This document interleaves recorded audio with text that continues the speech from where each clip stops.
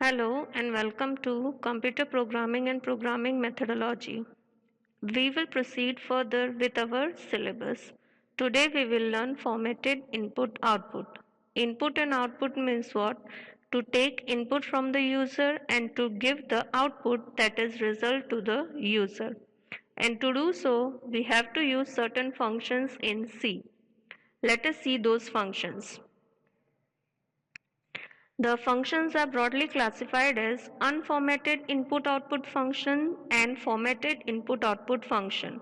Unformatted input-output function means what? There is no specification of the format, that is type of the data, and how the data is to be displayed is not specified in case of unformatted input-output. Whereas in case of formatted input-output, the user specifies how the data needs to be displayed. That means which is the type of the data and in which format, that is how much columns will be used to display the data. Let us begin with individual functions. We will first see the unformatted input-output function. The first function is getChar function, that is to read a single character from the user. Single character from the user.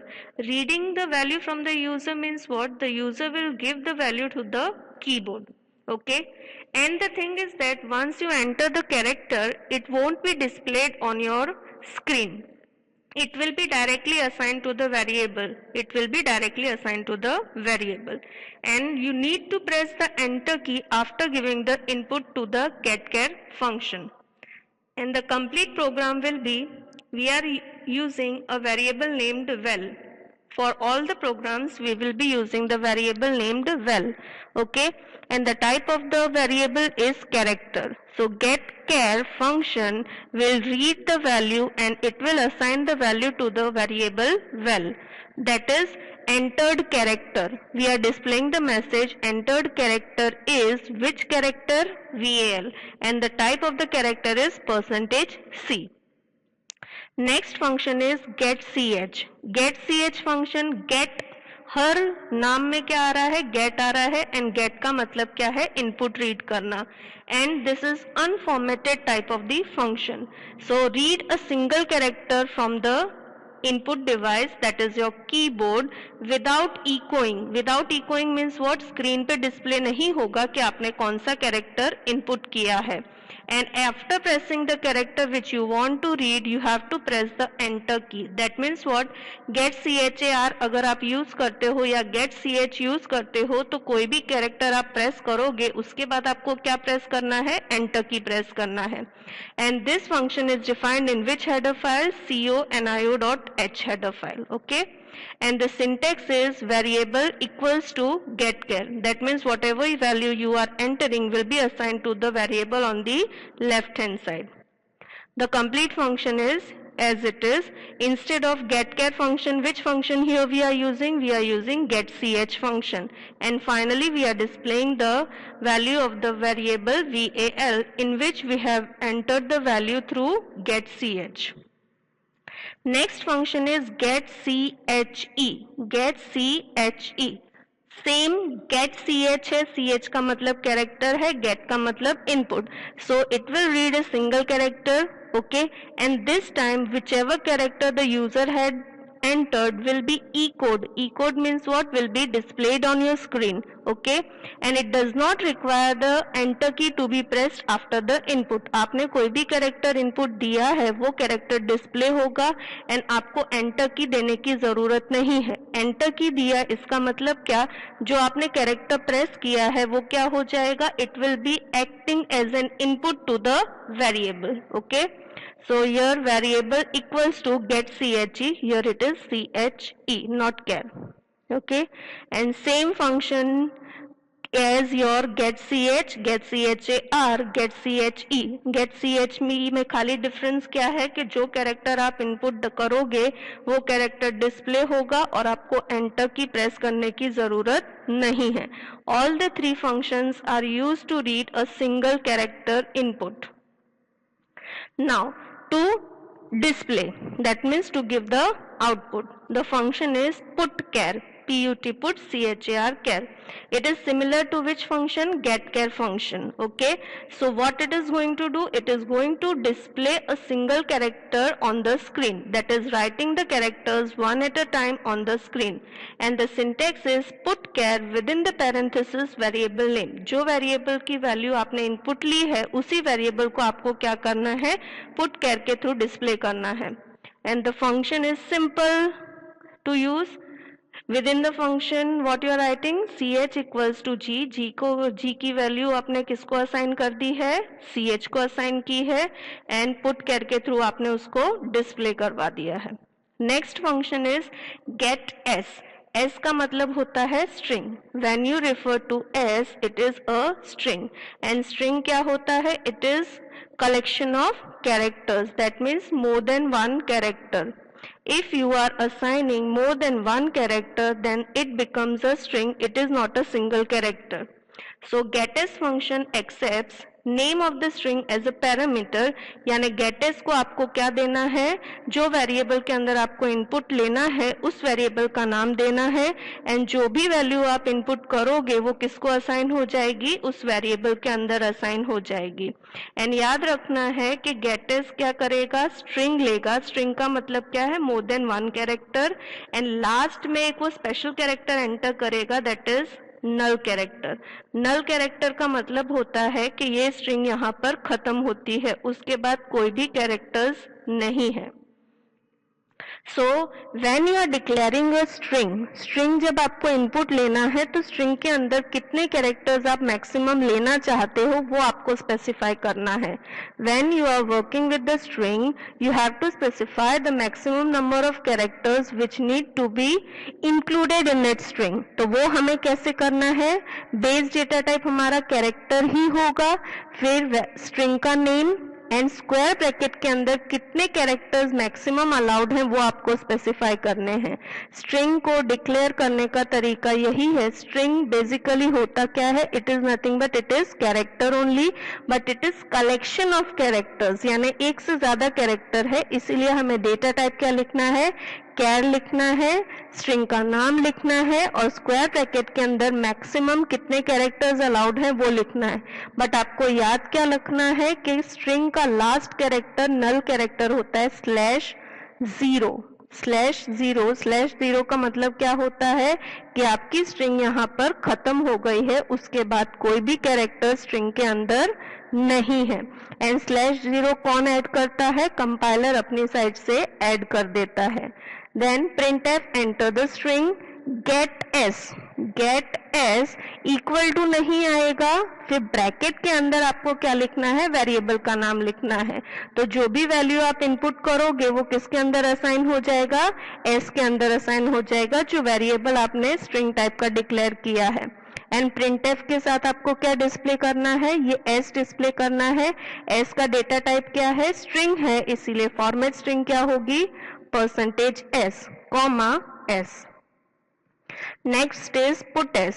पुटS का काम क्या है? Put का मतलब show और display. So it will display the string, okay, on the screen. So puts within parenthesis the name of the string. जो भी string आपको डिस्प्ले करवानी है वो string आप कहाँ देना पड़ेगा? आपको parenthesis में देना पड़ेगा. So same declaring the string name. maximum कितने characters होंगे? 49 and the last character 50th character will be null character. Enter your name. getS के थ्रू नेम एंटर करो. printf क्या लिखना है? your name is and puts क्या करना है? name. Just you can display the name. Instead of puts you can use printf also. So this is nothing but this is your getS and puts function. Now let us begin with our formatted input function. Formatted input function हमारा scanf function है. Scanf function is nothing but it is a formatted input function. That means the data is arranged in a particular format. And scanf का syntax क्या है? scanf within double quotes format string and arguments. Arguments means what? Name of the variables. So reading integers. How can you read the integers? The general format is %xd. xd का मतलब क्या है? Maximum कितने digits आपके number में allowed हैं. d का मतलब क्या? It is a integer value, okay. And x का मतलब क्या है, इंटीजर के अंदर कितने डिजिट्स होंगे वो कहां से आप स्पेसिफाई करोगे, x की वैल्यू के थ्रू स्पेसिफाई करोगे। For example scanf percentage 3d, scanf percentage 3d। अब यहाँ पे d की जगह हमने क्या लिखा है, 3d। दैट मीन्स व्हाट, जो पहला नंबर है उसके अंदर मैक्सिमम कितने डिजिट्स अलाउड है, 3 डिजिट्स अलाउड है। नेक्स्ट इज परसेंटेज 4d, 4 का मतलब क्या है, maximum 4 digits will be allowed in the second number. And number कौन से वेरिएबल है, sum 1 and sum 2। So if you are giving the input as 175 and 1342, then the value 175 is assigned to sum 1 and 1342 is assigned to sum 2.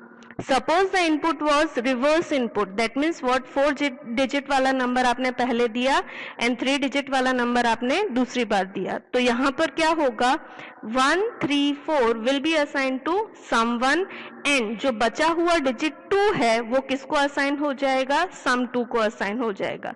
क्यों ऐसा होगा, क्योंकि पहला जो number है उसके अंदर मैक्सिमम कितने डिजिट्स अलाउड हैं, ओनली 3 डिजिट्स अलाउड हैं, तो बाकी जो बचा हुआ डिजिट है वो किसको असाइन हो जाएगा, सेकेंड वेरिएबल को असाइन हो जाएगा। Reading the floating point numbers, floating point numbers को रीड करना है तो सिर्फ फॉर्मेट स्ट्रिंग में आपको क्या लिखना है, परसेंटेज f लिखना है, ठीक है। Now formatted output, formatted output में क्या है, सेम चीज है, परसेंटेज d, इंटीजर के लिए d है एंड w का मतलब क्या है, कितने कॉलम्स के अंदर आपको ये डिजिट को डिस्प्ले करना है, नंबर को डिस्प्ले करना है।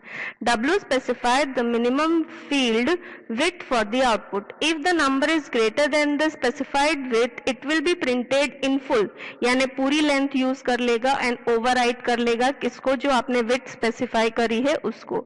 The numbers are returned right justified. Right justified means what, right hand side से लिखना स्टार्ट करेगा एंड आगे जितने भी ब्लैंक स्पेसेस है वहां पे स्पेस रख देगा।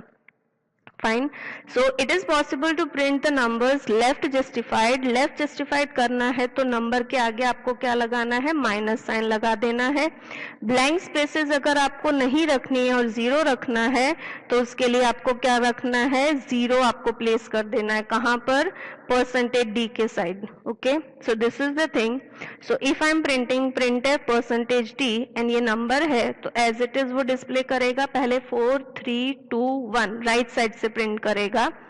देन परसेंटेज 6d, 6d का मतलब क्या है, अब कितने कॉलम्स होंगे, 6 कॉलम्स होंगे, 1 2 3 4 5 एंड 6, ओके। एंड नंबर कहां से डिस्प्ले होगा, राइट हैंड साइड से डिस्प्ले होगा, दैट इज 4 3 2 1 एंड आगे दैट इज लीडिंग जितने भी यहाँ पर कॉलम्स है वहां पर क्या आ जाएगा, ब्लैंक आ जाएगा। नाउ सपोज मैंने लिखा है परसेंटेज 2d, परसेंटेज 2d लिखा है लेकिन यहाँ पर कितने डिजिट्स हैं, 3 डिजिट्स हैं, तो अब ये 2 का कोई भी इफेक्ट नहीं रहेगा, वो ऑटोमेटिकली पूरा का पूरा नंबर डिस्प्ले करेगा। Next I have written -6d, minus का मतलब क्या है कि नंबर की प्रिंटिंग कहां से होनी चाहिए, लेफ्ट हैंड साइड से होनी चाहिए, तो लेफ्ट हैंड साइड से होगा 1 2 3 4 एंड इस बार ट्रेलिंग स्पेसेस आएगा, ट्रेलिंग का मतलब क्या, पीछे स्पेसेस आएंगे, okay. Then next is percentage 06, now instead of the blank spaces यहाँ पर क्या प्रिंट होगा, 0 प्रिंट होगा एंड यहाँ पर माइनस साइन नहीं है, माइनस साइन नहीं है का मतलब क्या है कि आपके जो लीडिंग स्पेसेस हैं उसकी जगह क्या आएगा, 0 आएगा। नेक्स्ट इज -06d, अब 06 है और माइनस भी है, ठीक है, 0 भी है माइनस भी है, तो नंबर कहां से प्रिंट होना स्टार्ट होगा, लेफ्ट हैंड साइड से होगा, लेकिन पीछे तो स्पेसेस ही रहेंगे, वहां पर 0 या ऐसा कुछ नहीं आएगा। तो this is nothing but it is your formatted input and output.